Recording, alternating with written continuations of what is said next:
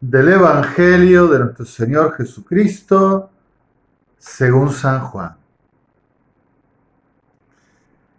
Antes de la fiesta de la Pascua, sabiendo Jesús que había llegado su hora de pasar de este mundo al Padre, él que había amado a los suyos que quedaban en el mundo, los amó hasta el fin. Durante la cena, cuando el demonio ya había inspirado a Judas Iscariote, hijo de Simón, el propósito de entregarlo, sabiendo Jesús que el Padre había puesto todo en sus manos y que él había venido de Dios y volvía a Dios, se levantó de la mesa, se sacó el manto y tomando una toalla se la ató a la cintura.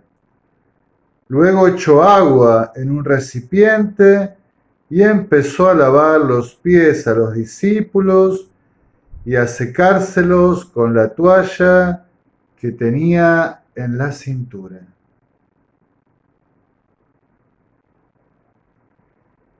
Cuando se acercó a Simón Pedro, éste le dijo: Tú, Señor, ¿me vas a lavar los pies a mí?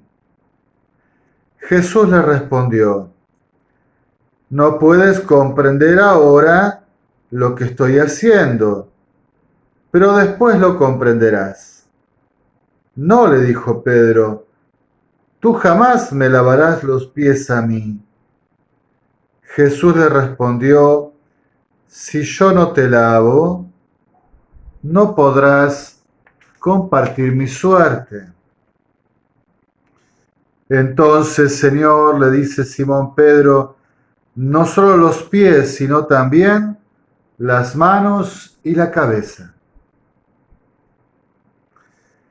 Jesús le dijo: el que se ha bañado no necesita lavarse más que los pies, porque está completamente limpio. Ustedes también están limpios, aunque no todos. Él sabía quién lo iba a entregar y por eso había dicho: no todos están limpios.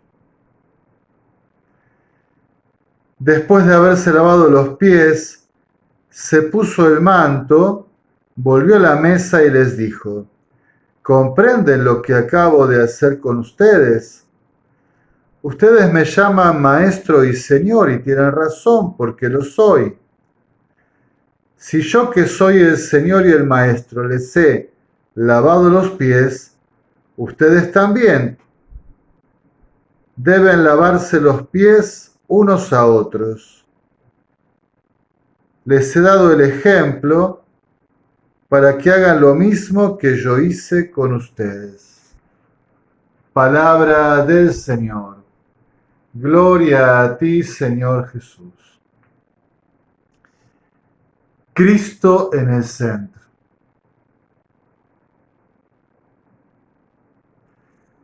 La Pascua de Cristo en el centro de la vida de la Iglesia. Porque Cristo y su Pascua lo son todo para la Iglesia, para la comunidad de la fe. Cristo en el centro de la vida de la Iglesia.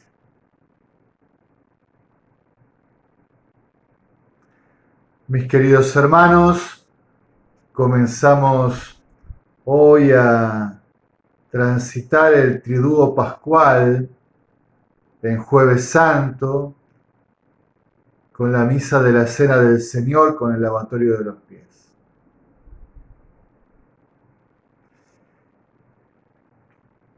Y en el centro de este Jueves Santo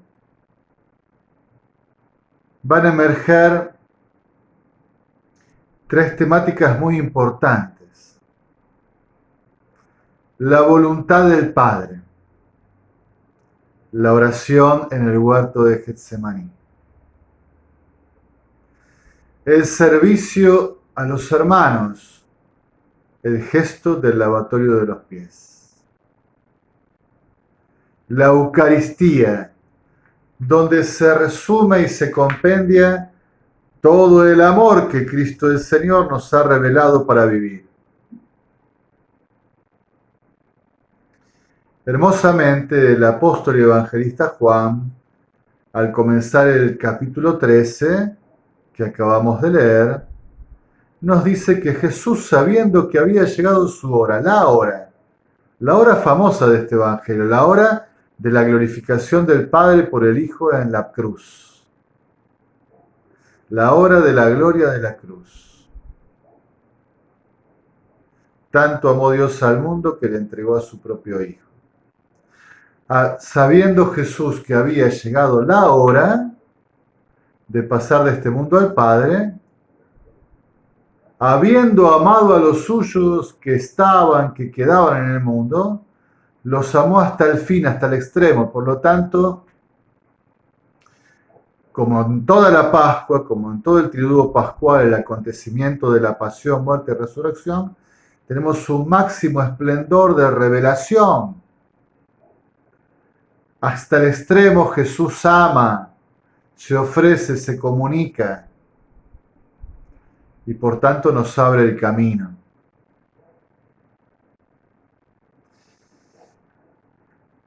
Y esta plenitud de revelación en este Jueves Santo, en esta noche santa y sagrada, se nos muestra en estas tres acciones y gestualidades y testimonios y ejemplos del Señor Jesús.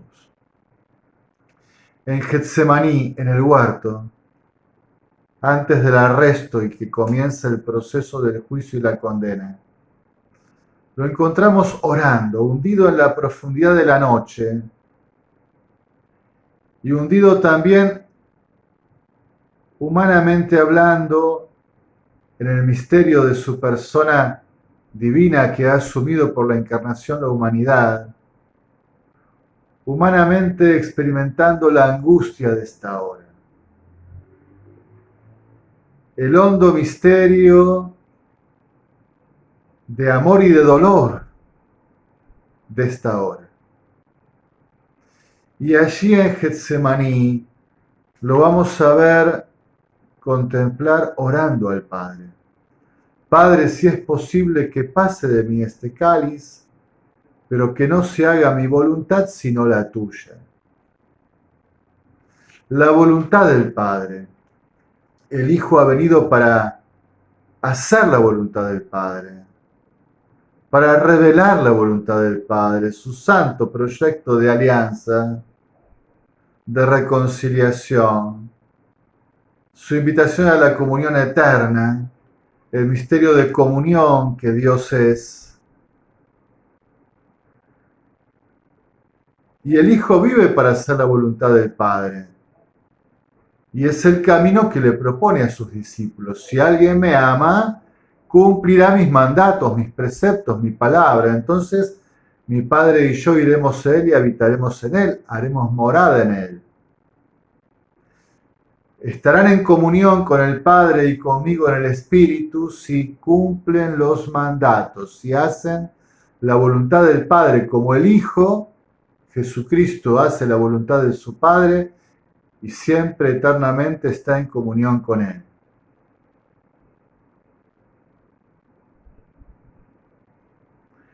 Nos detenemos un segundo. Aquí se nos invita a romper con toda imagen falsa del amor cristiano, que no es un emocionalismo, un sentimentalismo. Ay, no saben cuánto yo lo quiero a Dios.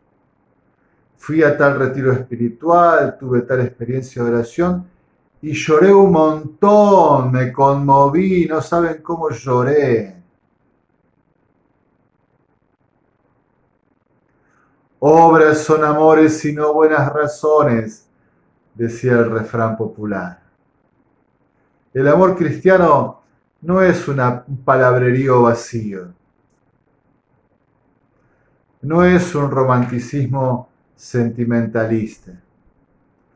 El amor cristiano es una vida muy concreta, un estilo de vida muy concreto. En este punto se nos revela que el amor cristiano es hacer la voluntad del Padre, amar la voluntad del Padre, desear descubrir y plasmar en la propia vida la voluntad del Padre. Porque si alguien dice que ama a Dios, pero no quiere hacer su voluntad, ¿qué clase de amor le tiene? En verdad no le ama. Aún más creo que es un signo de la verdadera presencia del amor de Dios en nuestra vida. Porque quien experimenta el amor de Dios, luego quiere hacer su voluntad. Rompe consigo mismo en el sentido de romper con el encerramiento en uno mismo. Rompe con el capricho y también sabe trascender la propia voluntad.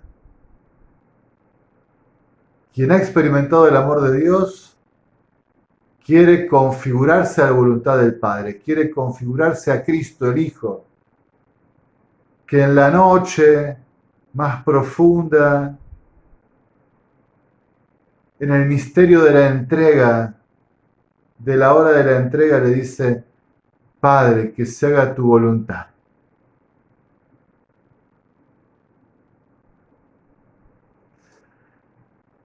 Pero esta centralidad de Cristo y de la Pascua de Cristo en la vida de la Iglesia también se manifiesta en la temática del servicio. Este Jesús humilde, y yo diría este Jesús que nos da testimonio de esperanza en nosotros.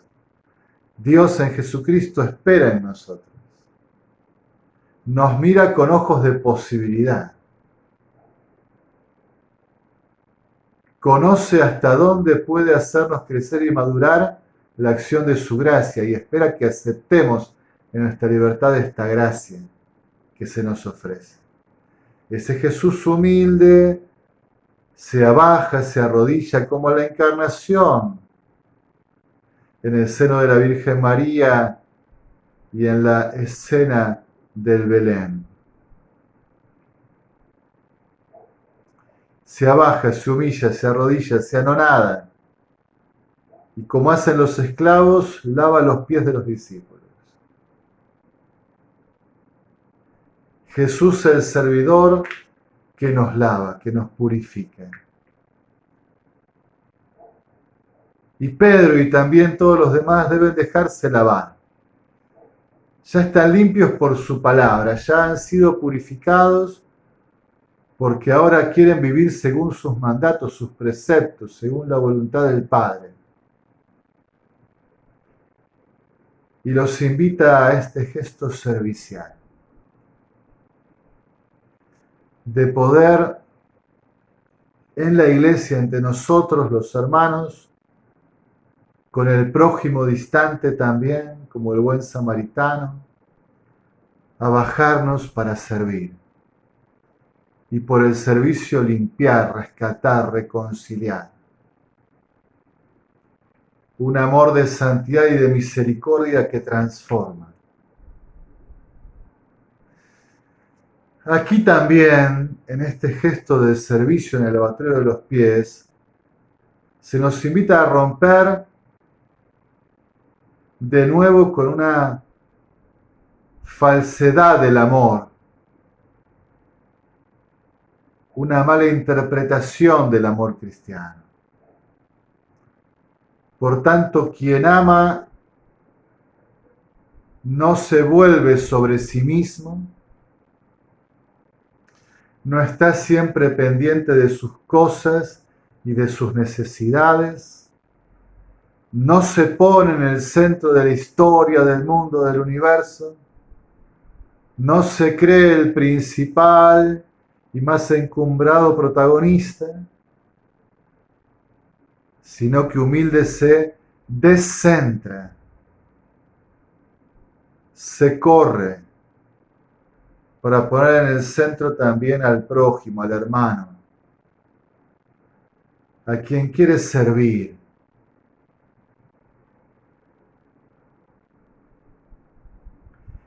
Generalmente este gesto del servicio de la caridad.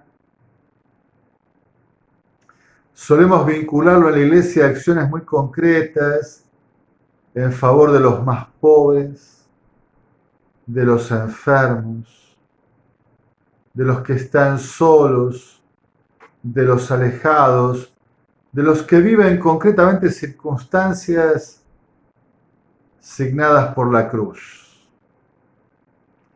Como decía algún teólogo de antaño, los crucificados de la historia. Quizás diría con más pequeñez los crucificados de nuestra vida cotidiana, haciéndonos sireneos. Pero no quisiera descuidar hoy esta otra vertiente. Lavar los pies a los hermanos es dar un buen ejemplo de vida santa, por ejemplo. Porque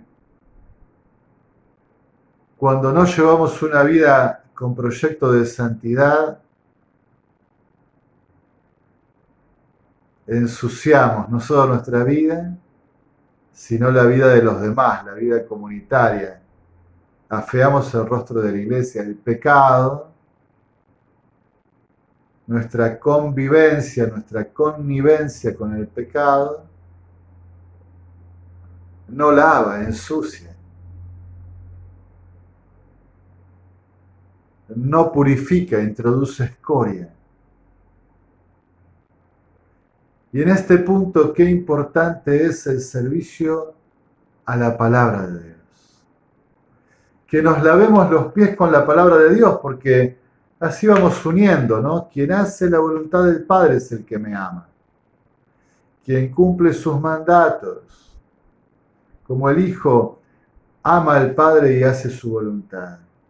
Y esta voluntad santa del Padre la tenemos sobre todo revelada, comunicada en Jesucristo, su Hijo, que es su palabra viva y luminosa.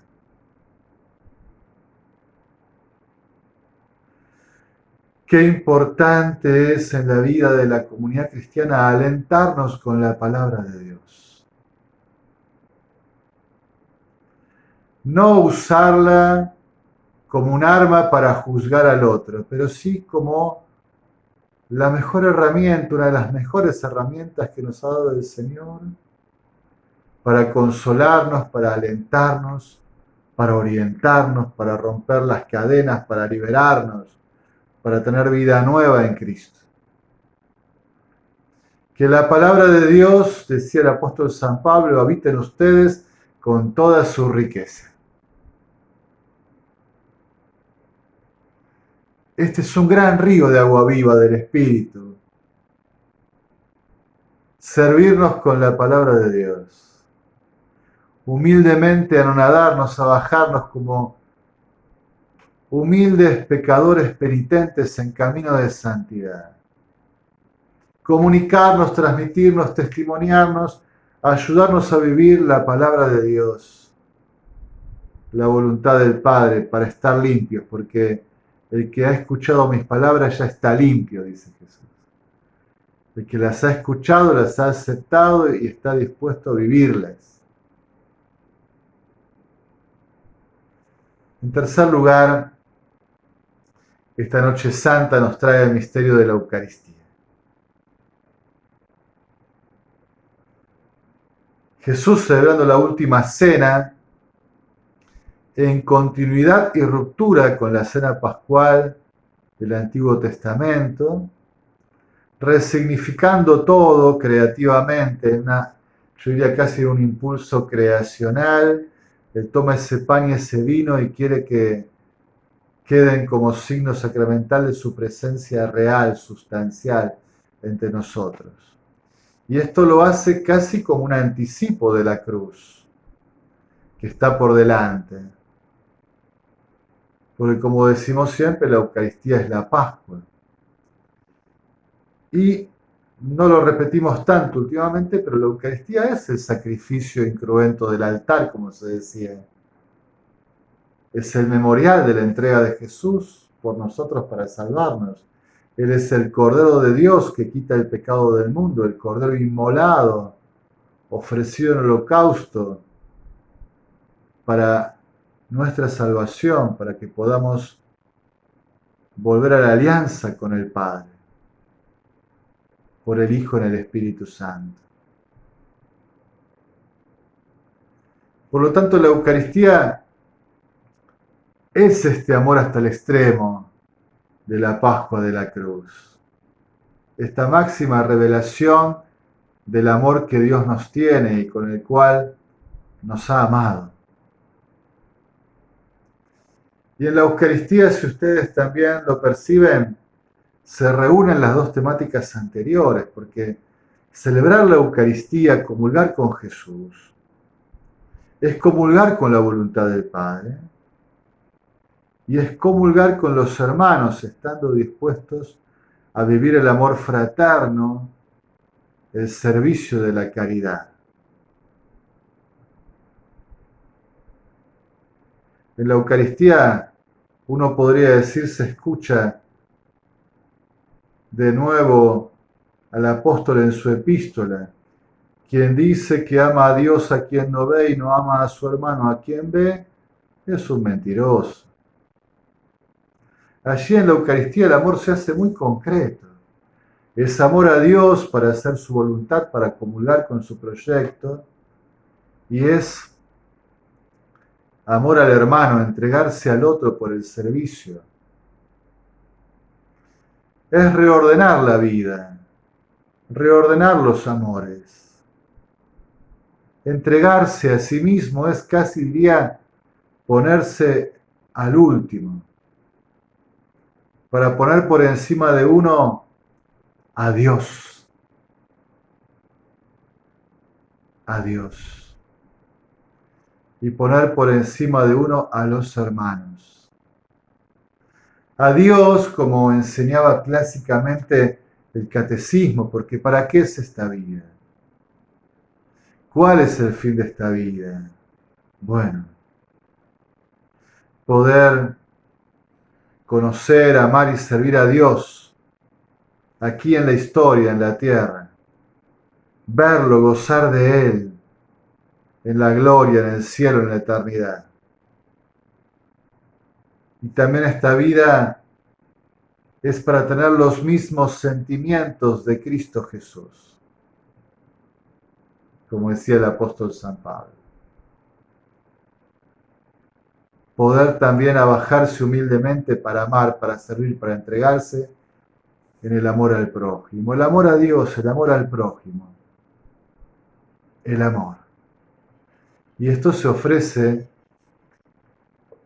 en cada Eucaristía, se ofrece como un don que Dios nos hace, pero también se ofrece como una disponibilidad que nosotros presentamos. Como que no tiene mucho sentido celebrar la Eucaristía y comulgar con el Santísimo Sacramento del altar si uno no está encaminado, orientado a amar a Dios y a amar al prójimo. Qué importante devolverle la centralidad a la Eucaristía en la vida de la Iglesia. A veces, lamentablemente, sigo escuchando acentos teológicos, a mí me parecen tocados, sesgados de cierta ideología, que se quejan del sacramentalismo. Yo crecí un poco en ese ambiente, ¿no? La Iglesia debe dejar de ser sacramentalista. ¿Y entonces qué hace la Iglesia? Bueno, reuniones, eventos, organiza pastorales. Pero sin embargo es aquí, en los sacramentos, donde la Iglesia encuentra esta comunicación de gracia que es fundamental, que es central de su vida. Y la Eucaristía es la escuela del amor a Dios y del amor al prójimo. Donde la palabra nos limpia, nos purifica, nos libera, nos sana. y nos hace entrar en comunión con el Hijo que hace la voluntad del Padre, donde la recepción del sacramento incrementa la caridad, la fortalece, la expande, la madura, para justamente vivir en el amor.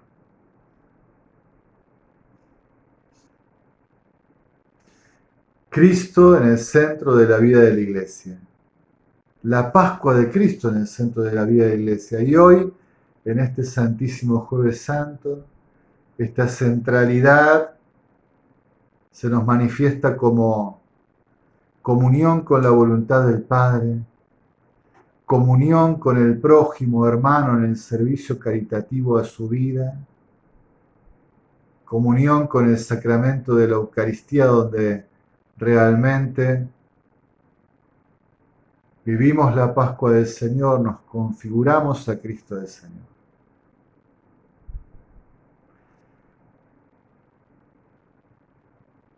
Cristo en el centro de la vida de la Iglesia.